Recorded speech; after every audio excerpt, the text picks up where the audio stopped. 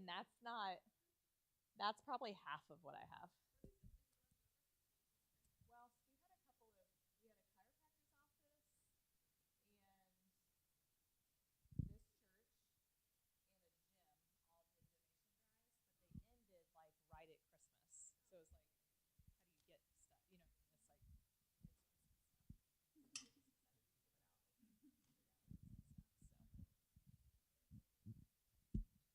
it's Christmas stuff. I just stand right in front, right, Ben? You good? All right. Well, welcome everybody to the gathering. Thanks for spending Valentine's Day with us. So romantic to be here with all of you tonight. I'm glad we can still be together and eat some good food. We do have an online audience that's with us tonight, so want to say welcome to them as well. And just start us off with a couple of announcements. First of all, if you are joining us online tonight, you should have received an email that had a foster parent training verification form. And so it's your responsibility to go ahead and print that out if you haven't already. And then as you listen along tonight, you can complete the verification form and then you submit that to your licensing specialist. If you're here with us tonight and you need a certificate of attendance, hopefully you've signed in. If not, I'll get that to you. Just kind of flag me down. And then at the end of the night, you can pick up your certificate of attendance before you leave. I do want to let you know that the next gathering will actually be in April. So our March gathering is scheduled for spring break, which falls on Manatee and Sarasota County spring breaks. And so we decided to go ahead and skip that one. We're going to go ahead and open up the April registration within the next week, though, like we would normally do. So be on the lookout for that, and you can go ahead and register for the April gathering. It will be back here at Sarasota Christian Church, and I believe that date is April 11th. Okay, so we're going to go ahead and get started tonight with our speaker, Melissa Thompson. She's here with us from Reflections Counseling and has some really just excellent information to share with us about relationships and the Enneagram and all kinds of other really exciting stuff. So we're thankful to have her with us tonight. Those of you that are here in person, please don't be shy about eating in here. Go get more food if you need it. If you need to use the restroom, you can go right out this door over here. There's a restroom, and then also out that back door. There's a separate set of restrooms. So don't be shy. Get up, move around, do what you need to. But Melissa, thanks so much for being here tonight, and we're excited to hear from you.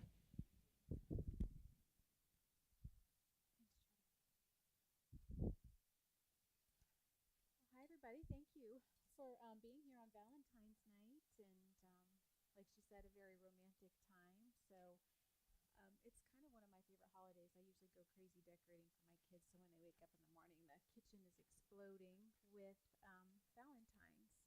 Um, my name is Melissa, like she said.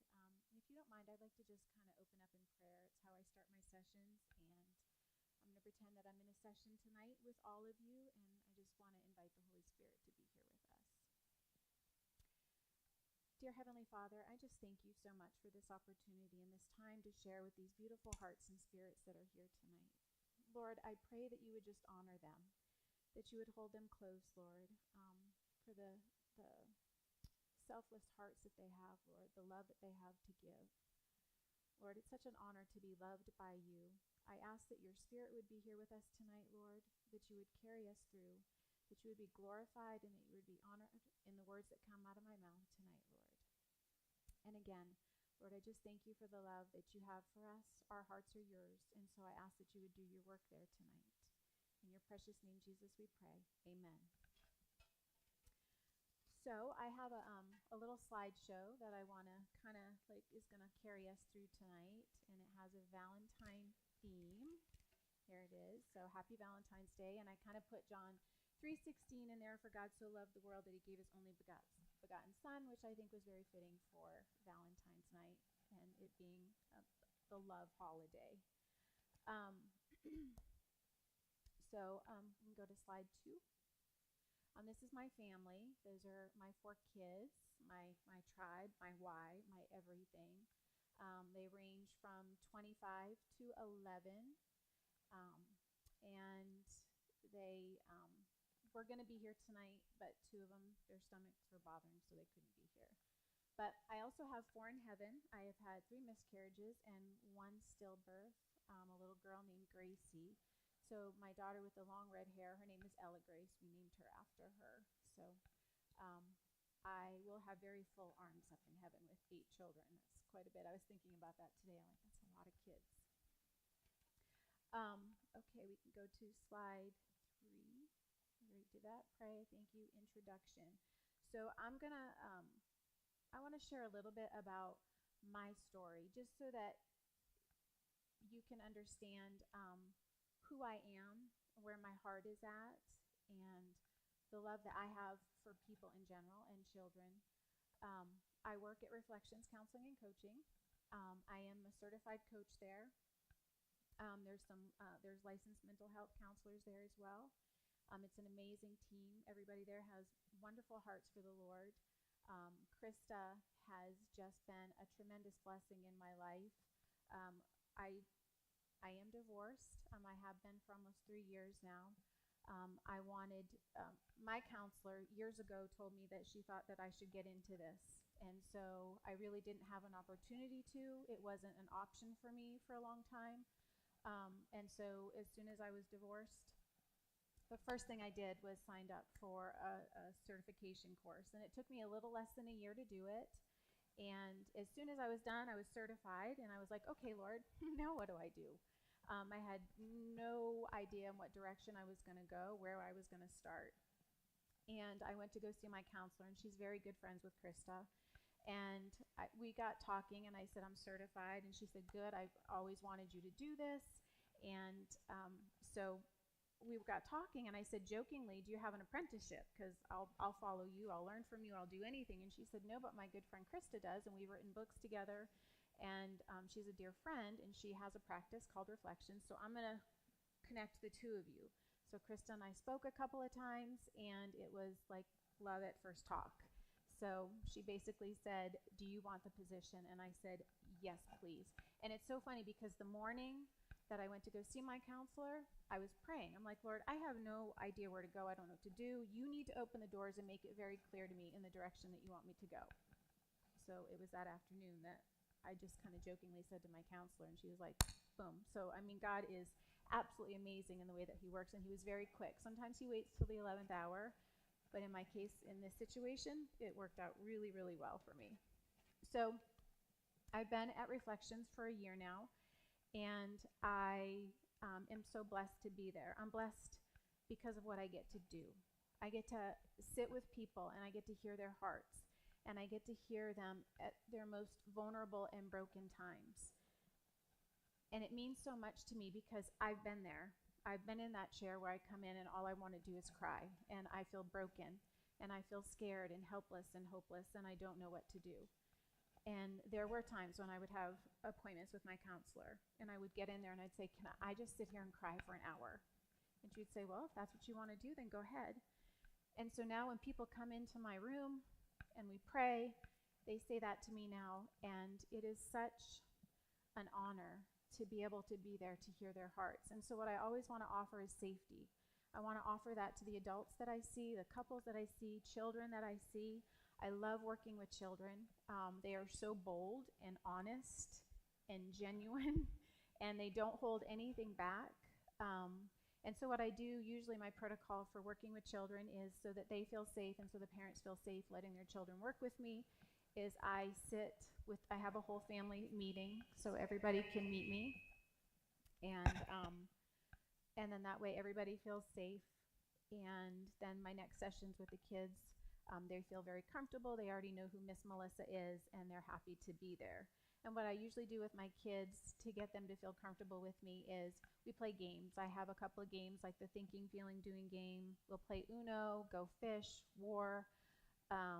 We color. I'll sit on the floor and color with them, whatever it takes to keep their hands busy so that their minds, they don't feel emotionally flooded and they feel like they can talk. Otherwise, for the first couple times, they felt very uncomfortable, kind of like, all right, what do we do? And you're just asking me questions. Kids don't like that very much, so they want to stay busy while they're doing their thing, and they end up talking. And what I tell the parents sometimes is, sometimes we have sessions where it's very eventful and the kids share a whole bunch of stuff, and then there's other times where the kids don't. say a whole lot. They come in and they'll say, Miss Melissa, I don't want to talk about my emotions today. Okay, but that's what you're here for, but I don't want to. Okay, and I respect that just because I'm trying to build a foundation of trust and comfort with them and safety, so I want them to be okay with that. Um, so, and today in talking, I don't know what these look like for you. I've never been to one of these meetings before. I want today to be about, I don't want it to be so much about information, but I want it to be about a transformation. And when I say transformation, I love it when I get information that I can walk away with that kind of changes me and it touches my heart and it touches my spirit. And I want to be very vulnerable with you today, and I want to be very transparent with you today.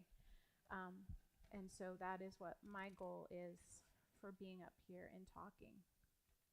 I'm going to need my glasses because I can't even see my own notes. Okay, we can go to slide 5. Okay, a little about me. So just some little quirky little things. I love the Lord with all my heart. I love my children fiercely, and I love the color pink, and that's why Valentine's is one of my favorite holidays. I've already shared that I work at Reflections. My passion is people, again, hearing their stories. It has been my whole life. When I was a little girl, my mom bought me a shirt that said hi because everywhere I went, I was saying hi to everybody.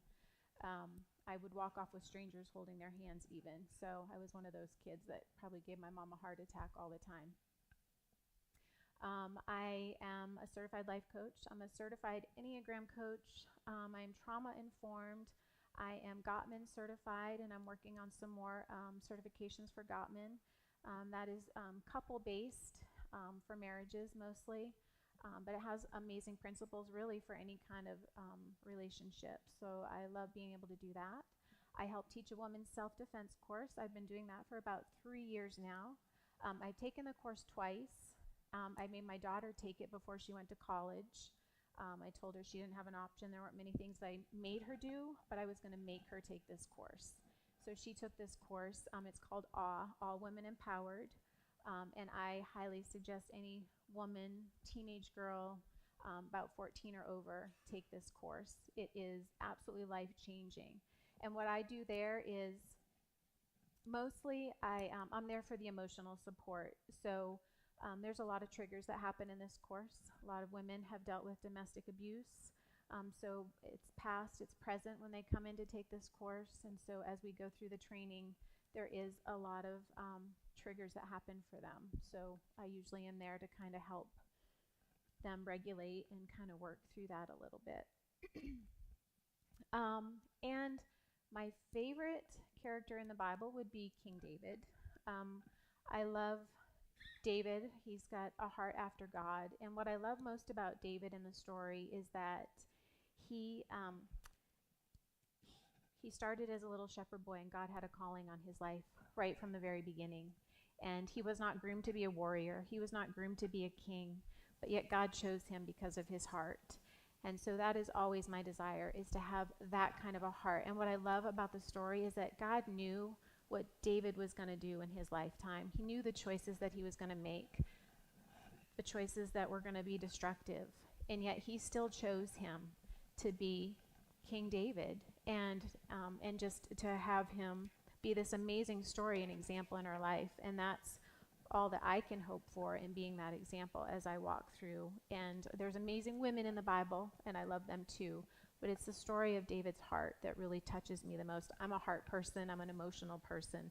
So it's those kind of things that really touch me. Okay, we can go to the next slide. So today's topics that I kind of picked to go over tonight with everybody, and you guys can feel free to ask questions whenever you want to, if you feel led to. The Enneagram. I don't know if any of you have heard of the Enneagram. And that is just, it's a tool, it's a personality tool that we use at Reflections. Krista does, and I do myself, and Craig, I don't know if you know Craig, but he is learning about it as well.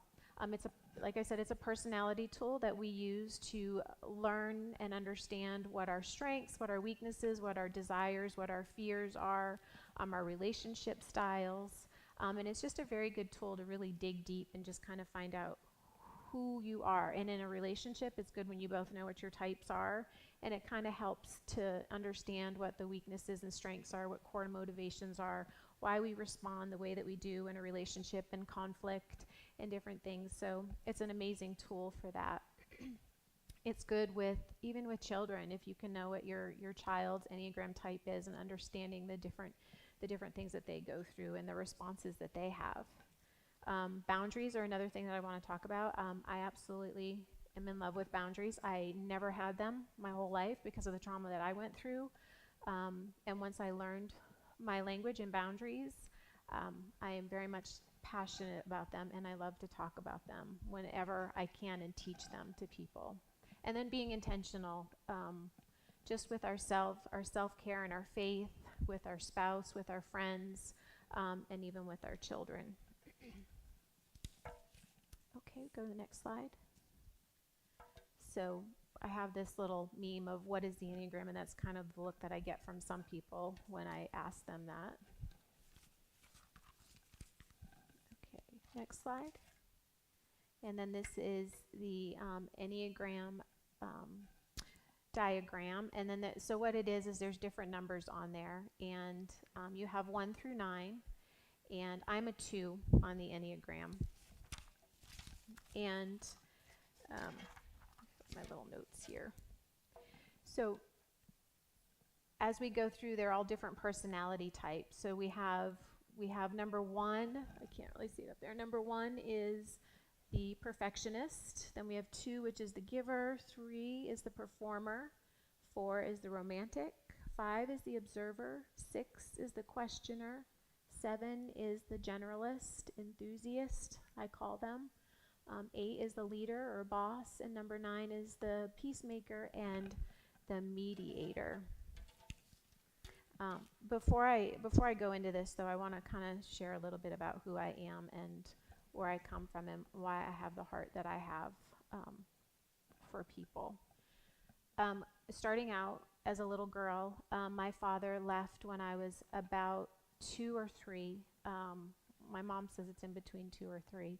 He was a drug dealer and he was a drug addict. My mom said that there was a lot of chaos and trauma and abuse in the home. He would disappear for a week or 2 at a time. And she said there were a lot of drug raids on the house when I was a baby. They'd bust into the house at gunpoint when she'd be there with company. She would be carrying me up the stairs to our apartment. It was outside, and the police would come out of the woods with guns pointed at us. And they were always looking for him, and they were looking for evidence.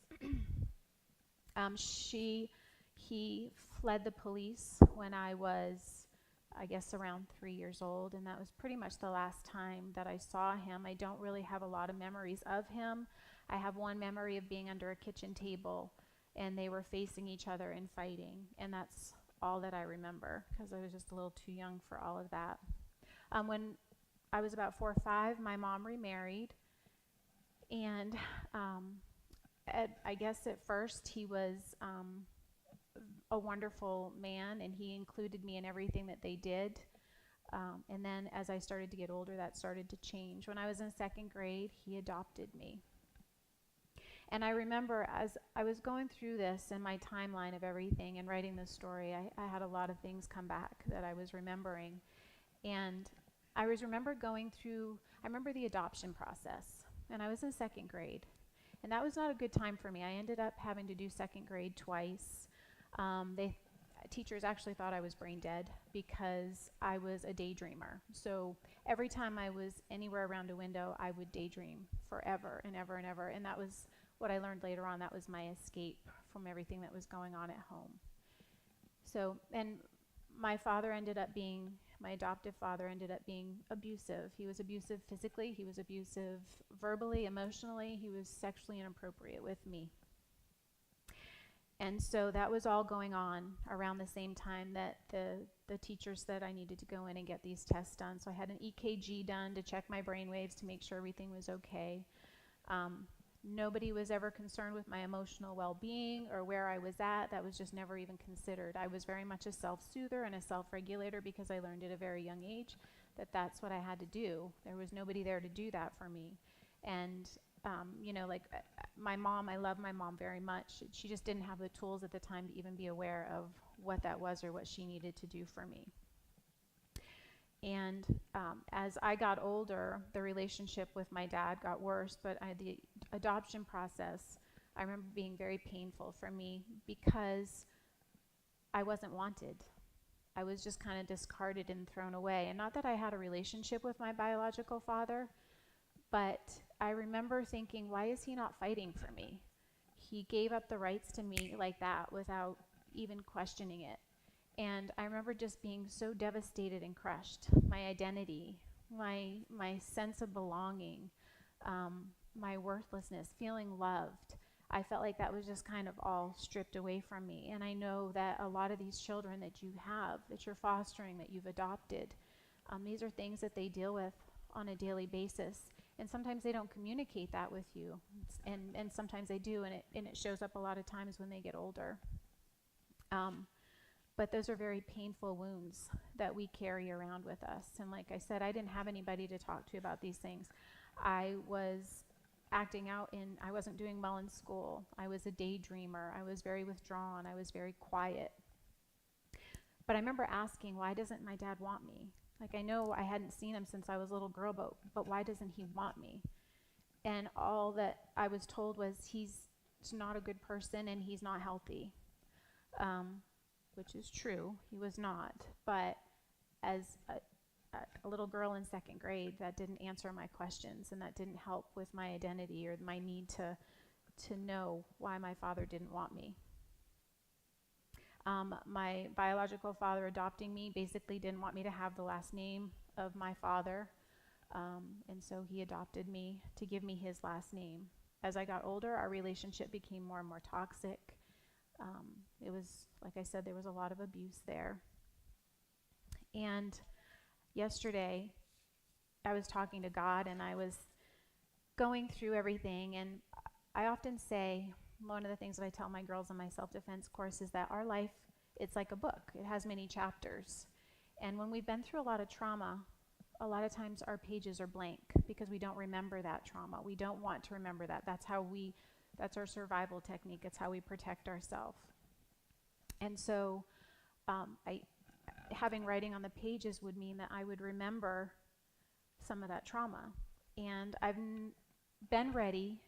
And yesterday I was talking to God about it, and I was like, Lord, I'm ready. Like, reveal some of the things that I've been through so I can work through my healing process even more. So I can have healing, I can have more tools to work with when I'm working with people. But then I was like, nope, not yet, because I have a presentation tomorrow. So let me just get past that, and then you can reveal whatever you want to reveal. I'll be ready for you 100%. But I think that, like these children that you have, like I said, they carry some very deep wounds. And I think about what you've done and what you do each and every day. And it is beyond words to even thank you, to thank you for the hearts that you have for what you do for these children. And there's another thing that I wanted to share too, and I don't know, I think we all struggle with this, and it's feelings of inadequacy, it's feelings of not being enough, and some of those are my core wounds that I have to struggle with, but I think we all have voices in our head that we listen to, and they're voices from our past, and they're lies that we're told. And, when I work at Reflections, I work with an amazing team. And sometimes I don't feel qualified to work with the team that I work with their training. They're an amazing team. They've never made me feel that way. They've always been more than welcoming, more than loving, and more than encouraging to me. And one of the things that, I've learned with the pains and the different things and the traumas that I've been through in my life, and now with what I'm doing for work and working with other people and the training and the education and the learning that I've done, is that I have an opportunity to take my pains and turn them into passions. And that's what I'm doing here. And that's what I do with my work. And that's what I do with my self-defense course. And, you know, I just want to say that if you guys have those self-doubts in your mind of what you're doing, am I doing something right? Am I qualified to do this? One of the things that my counselor told me years ago was, she said, Melissa, she said, you have the heart to do this. And she said, you have the experience from your past that give you the tools and the knowledge and the heart. And she said, and you have the Holy Spirit. And I love that because she said, those are your qualifications, those are your credentials. She said, you have the Holy Spirit. And she said, that's a wonderful thing. And I know a lot of, you love the Lord and you have the qualifications and the credentials for that. And you're doing exactly what God has called you to do. So thank you for all that you do. So that's just a little bit of me. I would love to go and talk about the Enneagram a little bit more before we go on to our next subject. So I want to go through the different types of Enneagram. So we have the 1 through 9. We have the 4, 3, and 2 are the emotional triad, and I am a 2, so I'm in the emotional triad. So I'm led a lot by my emotions.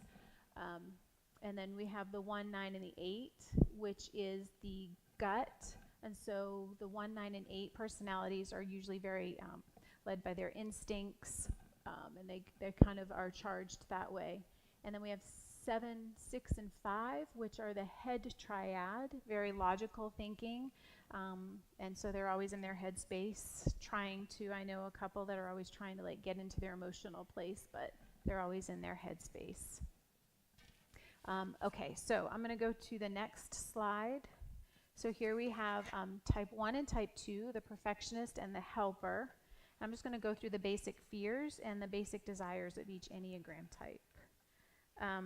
Let's see. The basic fear of the 1 is of being evil or defective and inadequate. And the basic desire is to have integrity and to be balanced. And the 1 is very much a rule follower. Like, if you're supposed to wear your seatbelt, then you're going to wear your seatbelt in the driveway, and that's it. And usually they're very bold because they are such rule followers. They can kind of come across a little bit bossy, a little bit harsh. And on 2, the basic fear is the fear of being unwanted, unworthy, and that is one of my strongest fears. And the basic desire is to be loved. Next slide.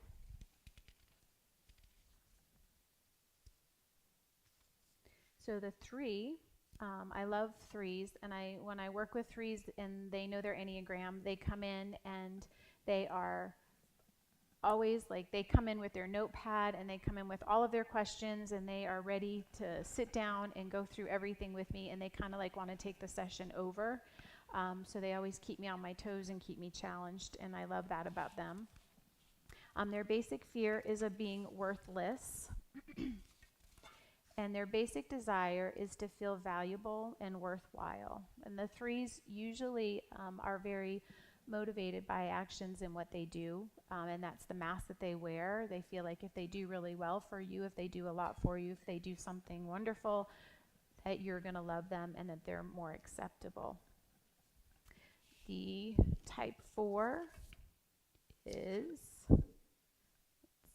their basic fear is they don't have identity or personal significance, and their desire is to find themselves and to create an identity. And then the next slide, please. The 5's basic fear is being useless, helpless, incapable, incompetent, and the basic desire is to be capable and competent. And type 6 is the loyalist, and that is being without support and guidance, and that's their basic fear, and their basic desire is to have security and support. And okay, next slide. Type 7 is the enthusiast. I love them because they always love to keep themselves busy. They're like the natural cheerleaders. They're very encouraging. They have a core fear of dealing with their pain. And so they try to keep themselves busy all the time so that they don't have to do that. Their basic fear is of being deprived and in pain, and their basic desire is to be satisfied and content and to have their needs fulfilled. Okay, next slide. Oh, number 8, I'm sorry. Number 8 is a very strong personality. They like to be in control. They can come across somewhat angry, a little bit strong in what they feel. They can barrel right over you and they don't even realize that they've done it. And then if you feel hurt, they don't understand why. They're great leaders. The 8, their fear is of being harmed or controlled by others. And their basic desire is to be in control of their life and their own emotions.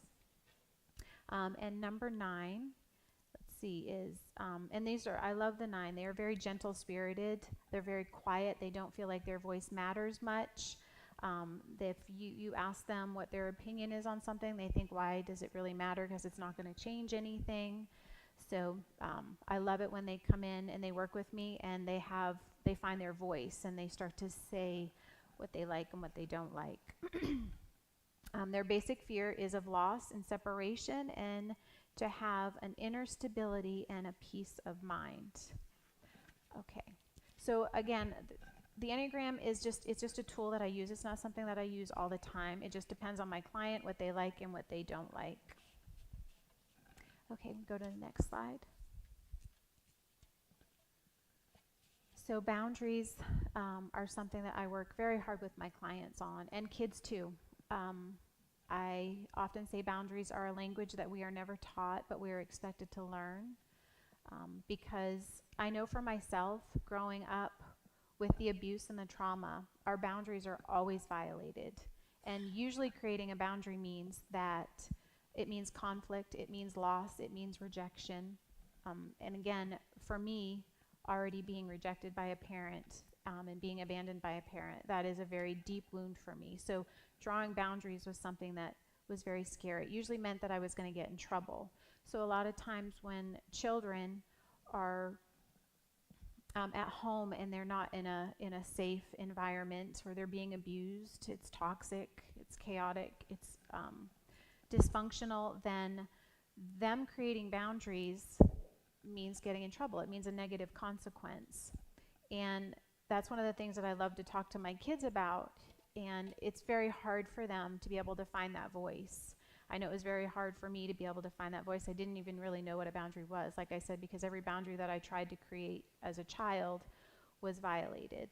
So that can be as simple as, when your abuser abuses you and then they want to apologize to you and you don't want to go to them because you don't feel good about being with them or being by them, you're hurt, you're confused, you're angry, and then they make you come over to them because they need to feel better about themselves and they need you to be able to accept them. And so they force you to break those boundaries and they force you to go over to them to comfort them and to soothe them. And what that tells a child is, okay, well, what I need and what I want is not important, but what this adult needs. I had my daughter, who's 14, a couple years ago, we had a issue with boundaries for her, and there was this woman that always wanted to hug her every time she saw her, and she said to me one day, Mom, it makes me feel really uncomfortable that she always wants to hug me. And I said, do you not want to hug her? And she was like, no. I said, well, then tell her that. And she's like, oh, I can't tell her that. And I said, why can't you? And she said, because I don't want to hurt her feelings and I don't want to be mean. And I said, Ella, I said, what you need is more important than her feelings. And she's like, but I don't want to be mean. And I said, Ella Grace, if a hug makes you feel uncomfortable, then you're allowed to use your voice and you're allowed to tell this adult that you don't want a hug. Don't compromise what you need and what makes you feel safe to make this other person feel better. That's on her. Whatever she's feeling is on her. So one day we were in a situation where I heard this adult come. I was around the corner. I heard the adult come. I heard her say, oh, I want to give you a hug, I want to give you a hug. And I sat and I listened, and I heard my daughter say, no, it's okay, I don't want a hug today. And she's like, what do you mean you don't want a hug? Come here, let me hug you. And she's like, no, I really don't want a hug today. And I sat there and I was like ready to come out, and I wanted to see what my daughter was going to do. And she's like, what do you mean you don't want a hug? She's like, I hug my kids all the time. And she's like, I give you hugs all the time. She's like, just let me hug you. So I came around the corner and I said, what's going on out here? And she's like, she won't let me give her a hug. And I said, oh, and why do you have a problem with that? Like, she doesn't want a hug. You don't hug her. And she's like, I have kids. I hug them all the time. And I said, well, then you can go home and you can hug your own kids. But I would like you to respect my daughter's boundaries. And I love the fact it made me proud. I was, like I heard my daughter, she listened to what I said and she actually stood up for herself. So I was very, very proud of her for that. The other thing that I teach children, and I teach adults too, is that no is a complete sentence. And there doesn't have to be a reason why we say no. There doesn't have to be a big justification as to why we say no. A lot of times we go into excuses. We feel guilty for saying no, especially children. It's very hard for them to say no to adults. And I think that's super important for us to teach as caregivers, to teach children that no is healthy and no is acceptable. And there's a way to be respectful with our no's. And so that's just something that we go over, we talk about, we work through different scenarios in our sessions too, and being able to do that and what a healthy no looks like and what an unhealthy no looks like. And then boundaries are self-love. So boundaries are something that since I have found that language, like I said, I love them. I might be a little bit rigid with my boundaries, but I'm happy being there. That's my safe place, and it's how I take care of myself, and it's also a respect to somebody else. We teach people how to treat us, so that is what I do with my boundaries in a very respectful way. Okay, next slide. That was just a cute little thing that I wanted to throw up there because that used to be me all the time, and that's kids usually a lot of times when they want to set a boundary or speak a boundary, they it's like, no, don't say it, don't say it, don't say it. So that was me a lot of times. Okay, next slide. All right, so boundaries and our roadmaps. One of the things that I ask in my sessions are, we work on boundary roadmaps, and that's building our boundaries and what they look like. And they're different for each person, and they're different for every child, and they're different for every home and for every couple and work situations. So what is your roadmap for your boundaries? What are some examples of boundaries in your relationships and in caregivers with children? Are we teaching those boundaries at home? One of the things that I have learned that is challenging a lot of times, but a lot of times we're more worried about what somebody else needs or what somebody else wants, even if it's a stranger, if they want a hug from our child, if they want to touch them, if they want to do something with our children. There's a lot of that's not usually taught, and a lot of times I'm guilty of it as a parent. Sometimes a long time ago was saying, okay, just hug them and make them feel better. And what I've learned is that teaches our children that what they're needing and what they're wanting at that time, and their body language will say it, their facial expressions will say it. They may even say it if they're bold enough to say it, that they don't want to do that. And a lot of times we're afraid that that's going to be a negative reflection on us. It's going to make us look bad.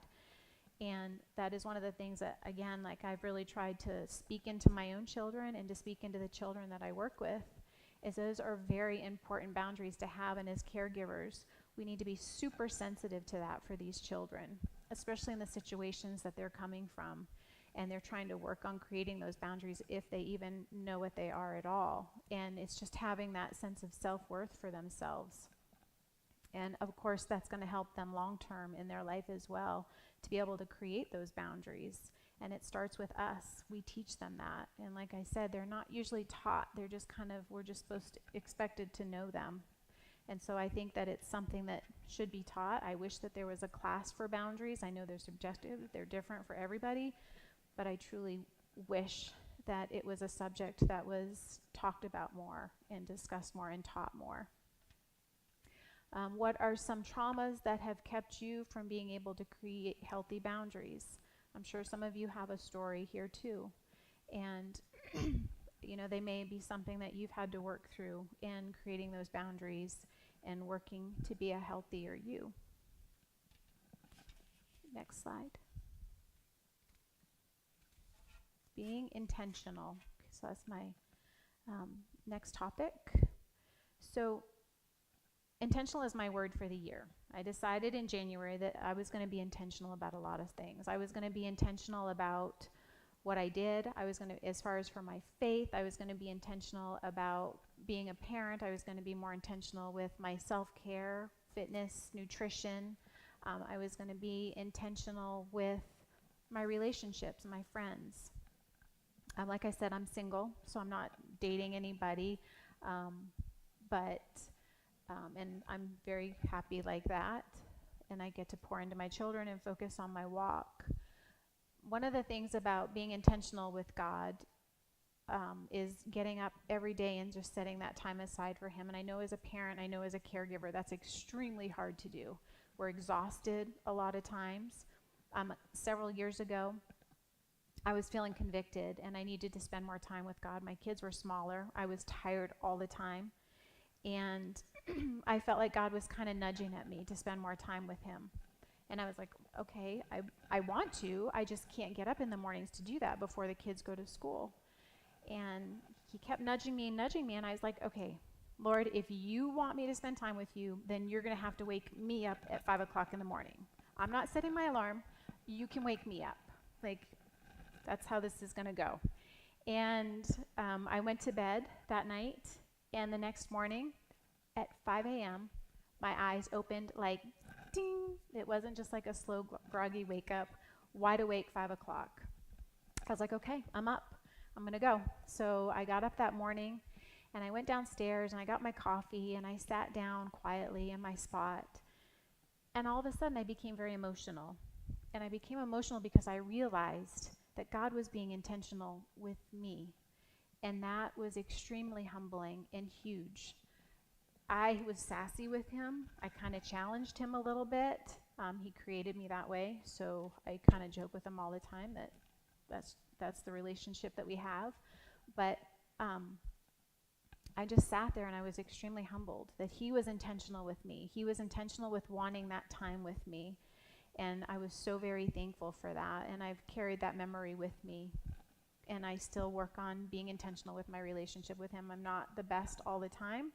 Life gets in the way. Things get in the way. Kids, work, different things. But I try to be very intentional about that. I can always tell when I don't start my day with the Lord, the days don't usually go so well. Although there are times when I do start my time with the Lord, and it's a beautiful, beautiful time with Him, and it's one of the worst days I could ever have. And all day long I'm thinking, oh, Lord, I don't understand what's happening. I got up. I was good. I spent my time with you. I was very intentional with you, and my day is falling apart. And one of the things that I have to remember is in those moments when our days are falling apart and the kids are pulling at us and we don't have the patience with them and we don't have patience with our spouse or our friends, it's usually an attack, and that's the devil attacking us, and he's trying to hold us back, and he's trying to bring us down. And when I remember that, then I'm kind of honored that he's actually attacking me, and it changes my whole perspective very quickly. Are we intentional with teaching? You know, we work on our own faith and our own relationship and our own walk with the Lord, and are we doing that with our children as well? Are we teaching them those things? Are we being the example? Are they seeing us reading our Bible? Are they seeing us praying? Are they seeing us spending that time with God and showing them what that personal relationship is like? One of the things that I love is that my children are getting older, so they're kind of like, they're going in waves with that. But when they were a little bit younger, I remember being sick one time, and my son came up to me. He's almost 18 now. But he was probably about 12 at the time, and he came up and he sat next to me and he put his hand on me, and I said, "What are you doing?" He's like, "I'm going to pray over you, Mom." And I just, like, I sat there and I let it happen, and I was very emotional because I thought, what a beautiful image for God to see, a child praying for an adult and the child being the motivator for that prayer. And are we being intentional with our self-care? Are we taking care of ourselves?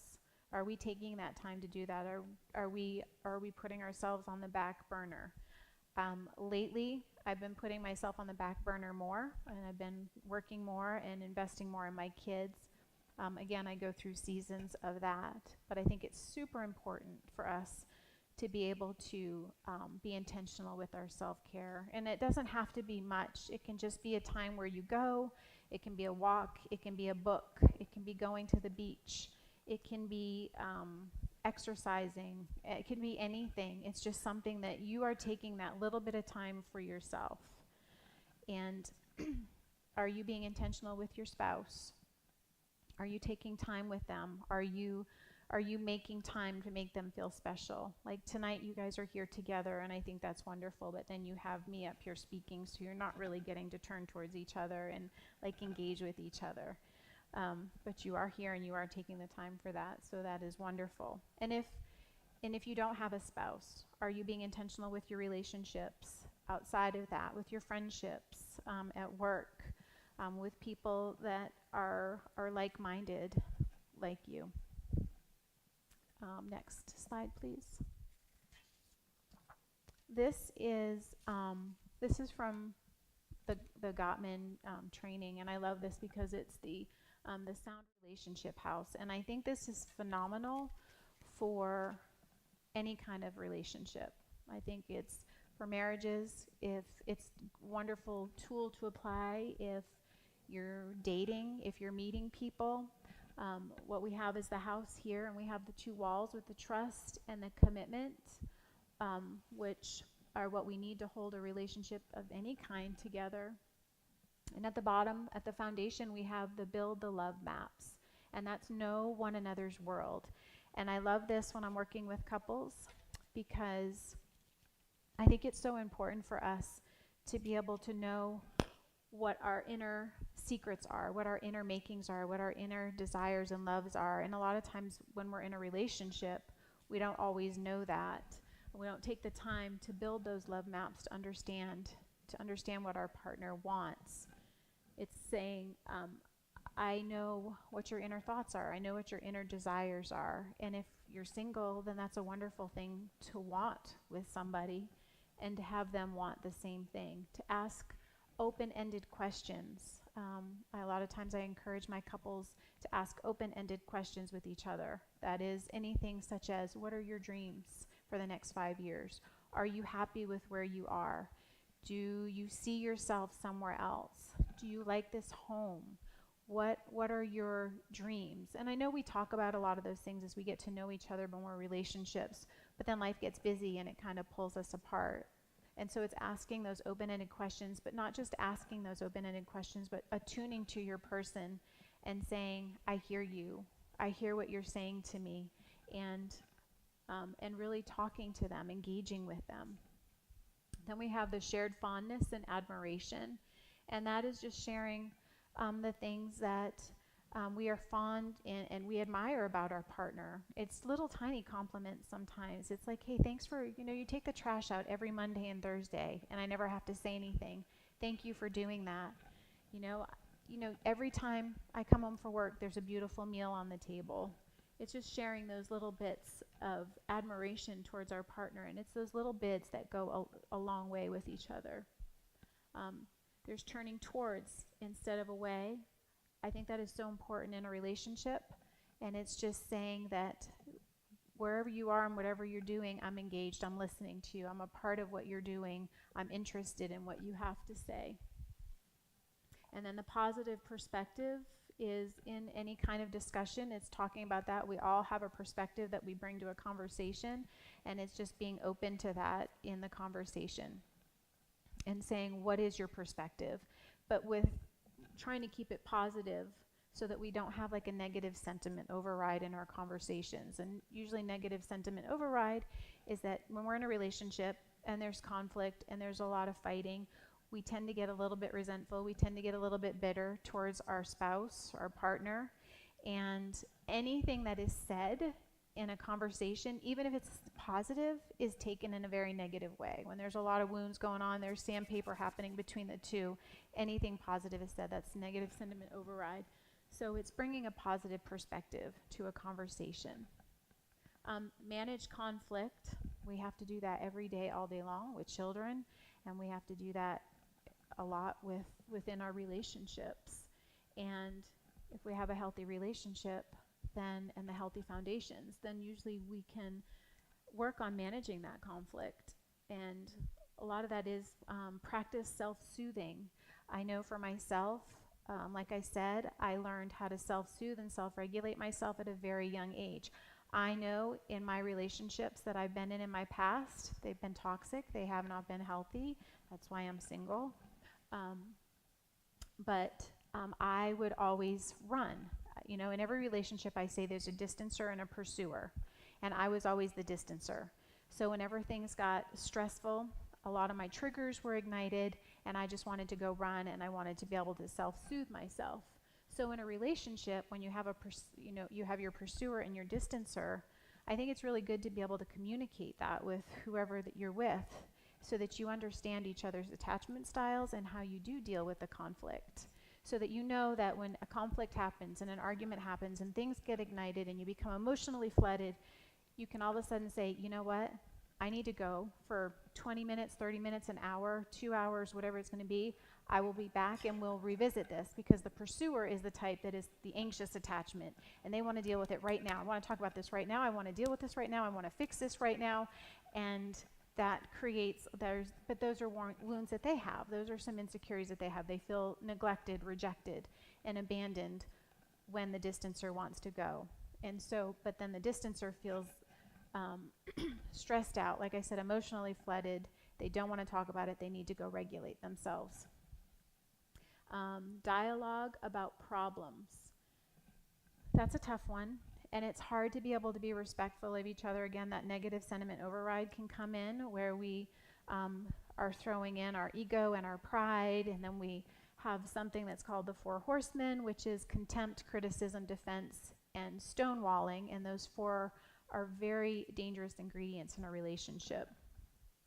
And we want to be able to just have a healthy dialogue about our conflicts when something's bothering us. And that's hard when we have life like grabbing at us from all angles, and we have little people grabbing at us, and we're trying to help regulate them and to soothe them and to get through the things that they're going through. So then you try to have a healthy relationship with your partner or your spouse and other adult.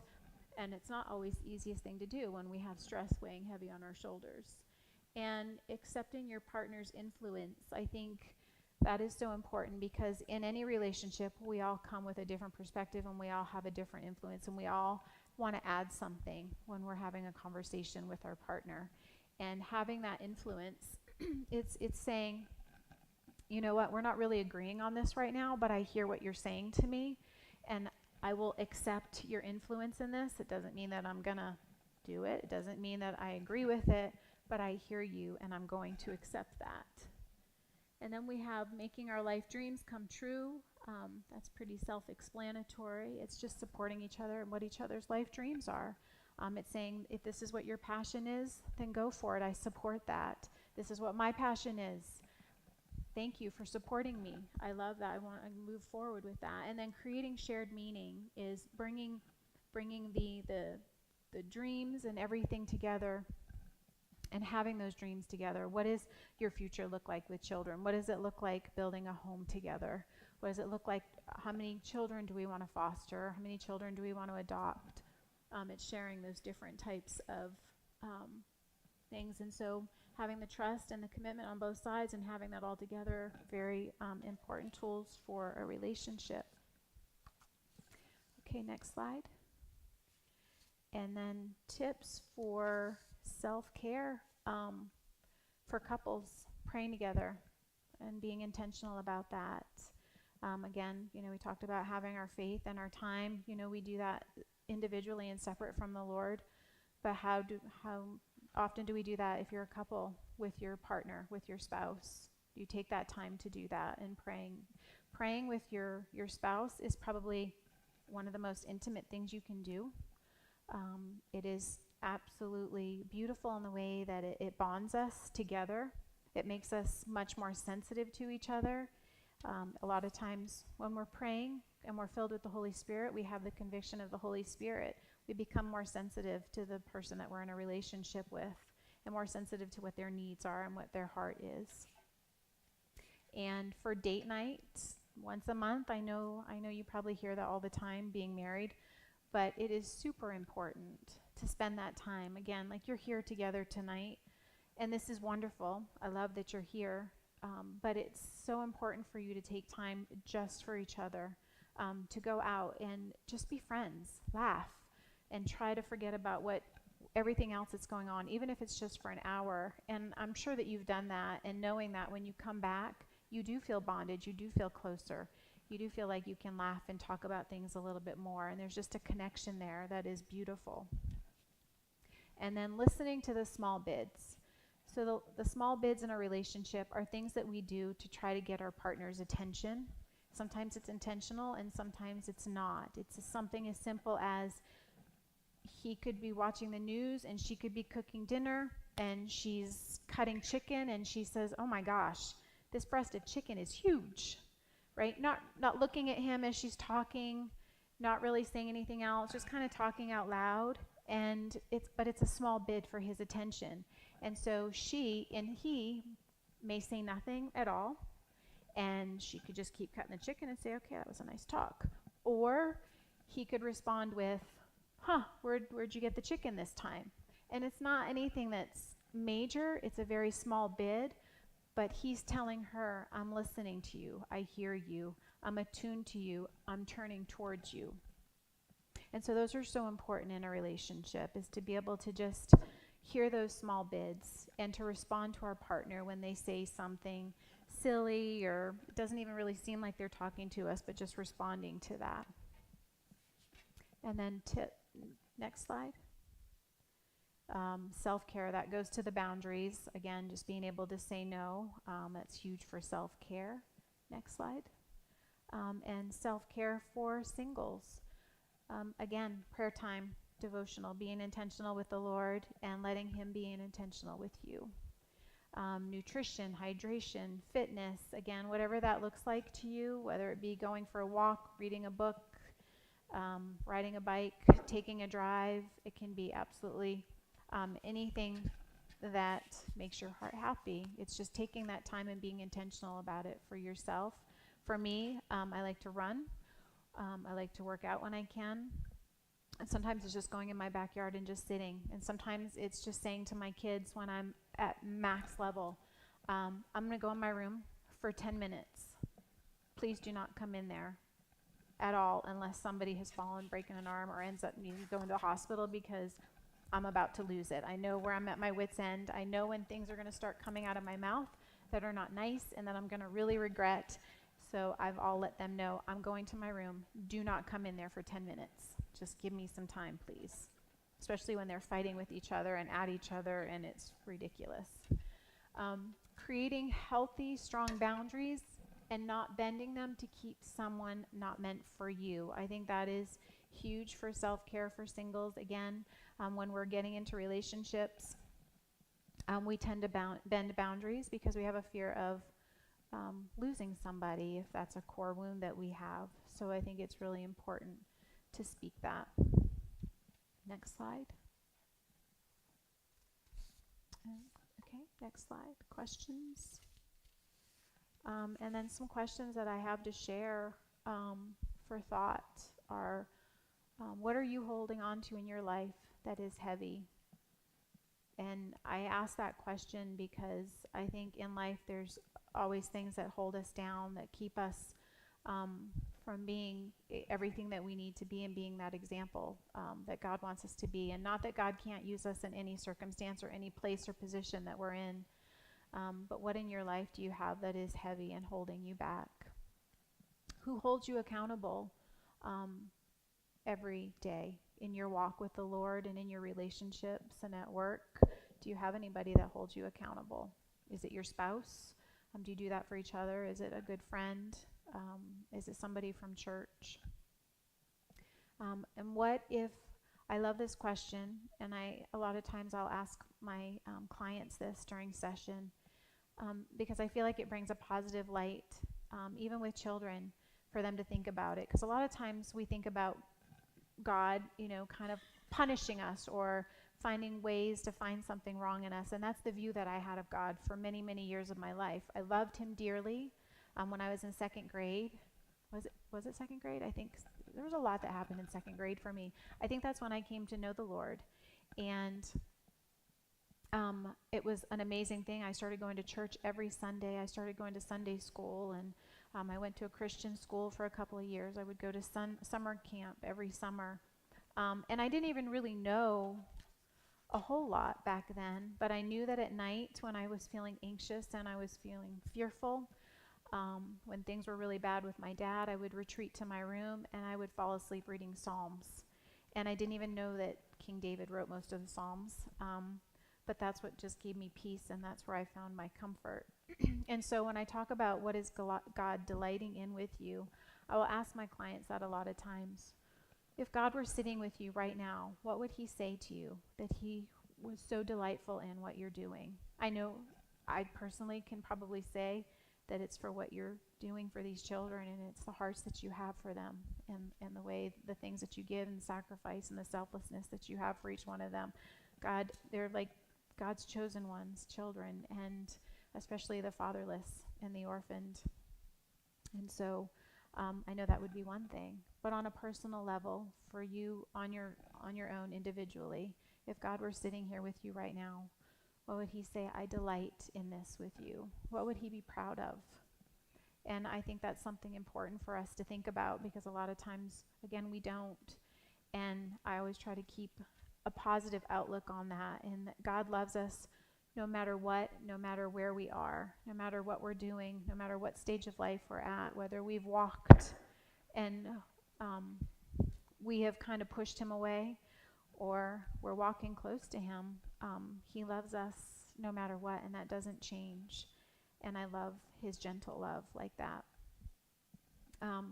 Can you receive God's grace and God's gentle love without guilt and without shame? How often do we feel like we're not worthy of God's love? How often do we feel like I've done something wrong? We think about children, and a lot of times they base love on what they've done right or what they've done wrong. If they've done something wrong, a lot of times they'll hide. And that's what we've been doing since Adam and Eve.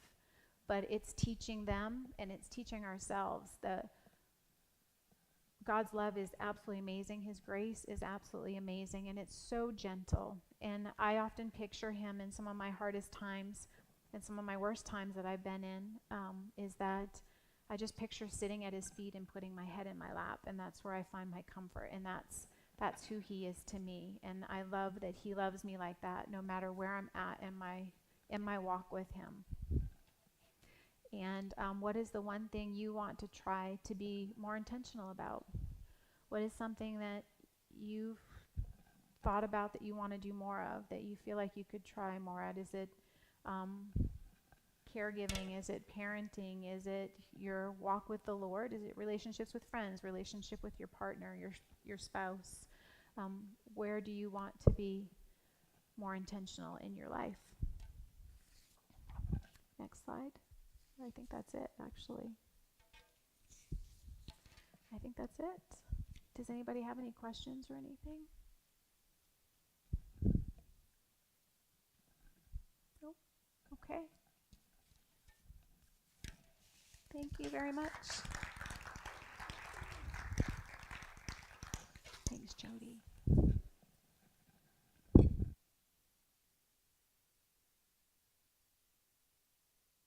For being here tonight. We really appreciate your time and what you had to share with us. I do just want to let you guys know I did send an email to all participants during this session, and it's got some follow-up information in it. It also has just a really quick anonymous 3-question survey, and that helps us to serve you better. So we want to hear from you whether the gathering is helpful and what ways it is. It just takes a couple of minutes, or actually a couple of seconds, really. So if you think about it, just even before you leave tonight, if you wouldn't mind opening that, clicking it, answering those 2 questions, that would be fantastic. Please, please, please don't leave me with all this stuff back here. Those of you that are here, don't be shy. I really have about twice as much as that in the trailer still, so we want to make sure that you go home. You have plenty of time to grab stuff, stick it in the back of your vehicle. Your kids don't even have to see it tonight if you don't want them to. So there's all kinds of outdoor play equipment, socks and undies. There's even a bike back there, all kinds of cool stuff. We also, our friends from Bethel Mennonite, they brought a bunch of freezer meals, so please make sure that you stop at the table in the foyer where you guys were eating earlier, pick up a freezer meal. Your certificates are also right there on the same table. And then we also had a bunch of dinner left over, and there are to-go boxes. So feel free to make as many to-go boxes as you could possibly want. Have those for lunch tomorrow. And I think that is all that we have for announcements. You do have until 8 o'clock. So if you want to eat some more, go get some more desserts, hang out and talk, you certainly don't have to pick up your kiddos quite yet. So you can enjoy the rest of the evening. Thanks so much for being here with us.